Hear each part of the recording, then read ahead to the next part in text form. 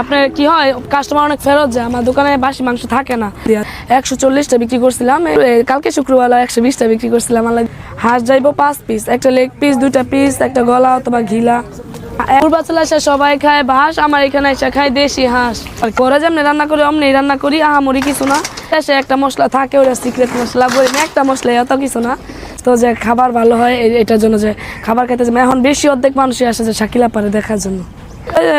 গত 2-3 বছর ধরে আর কি, যে মানুষ পরিচিতি চিনা জানা জানে, অনেক মানুষ আসছিল সেলিব্রিটি, ওরাই আস্তে আস্তে খাইতে খাইতে খাইতে ভালো লেগে গেছে। হঠাৎ করে একদিন আমার দোকানে হাঁস, গরু, মুরগি, চাপড়ি, রুমালি রুটি, আগে চিতই বেচতাম, এখন চাপড়ি দিয়ে কুলাইতে পারি না, চিতই হইতে লেট হয়ে দিয়ে চিতই বানাই না।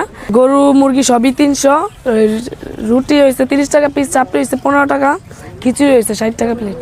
আমি ওই 100 পদ 52 পদ মশলা আমার বাপের চর্মে আমি চোখেও দেই নাই, দেইও না। আমি একদম ঘরোয়াভাবে রান্না করি। হাঁসটা খেয়েছি আমি। আর হচ্ছে 1 নাম্বার কথা, আমার দোকানে